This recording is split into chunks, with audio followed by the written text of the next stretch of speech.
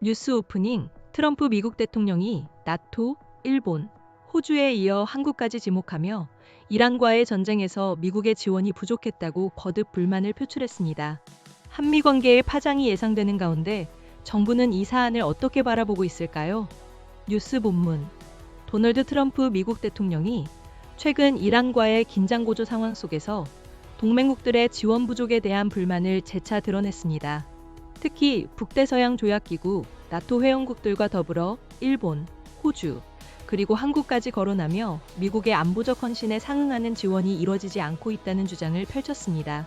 지난 6일 트럼프 대통령은 백악관에서 열린 기자회견에서 나토 회원국들이 이란과의 전쟁을 돕지 않는다며 한국, 일본, 호주도 우리를 돕지 않았다고 밝혔습니다.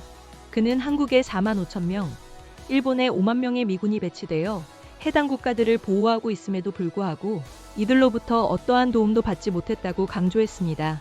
특히 핵무기를 보유한 김정은 북한 지도부 바로 옆에서 위험을 감수하고 있는 한국과의 관계에서 이러한 발언이 나왔다는 점에서 주목받고 있습니다. 이것은 트럼프 대통령의 한국에 대한 불만 표출이 처음이 아닙니다.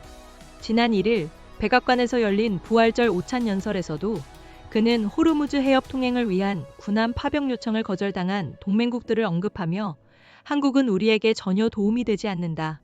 우리는 핵무장 국가인 북한 바로 옆에 4만 5천 명의 병력을 배치해 놓았다고 말한 바 있습니다. 다만 실제 주한미군 병력은 2만 8천 명 수준임에도 불구하고 트럼프 대통령은 병력 규모를 계속해서 부풀려 언급하는 경향을 보이고 있습니다.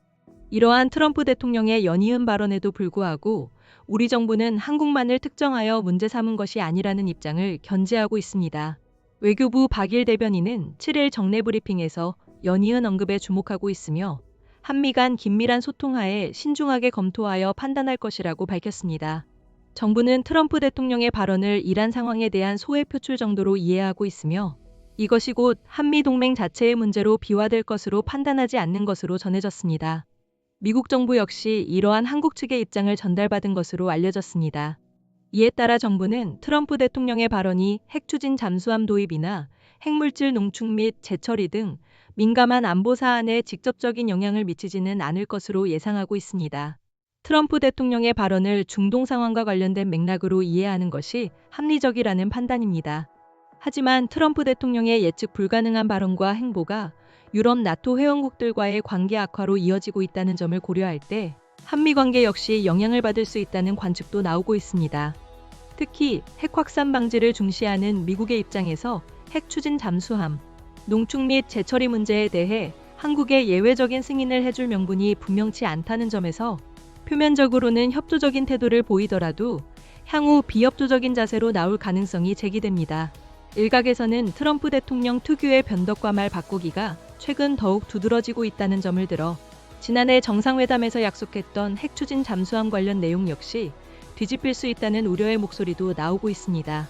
뉴스 클로징. 트럼프 대통령의 거듭된 불만 표출 속에 한미 관계의 향방과 주요 안보 현안에 대한 면밀한 주시가 필요해 보입니다.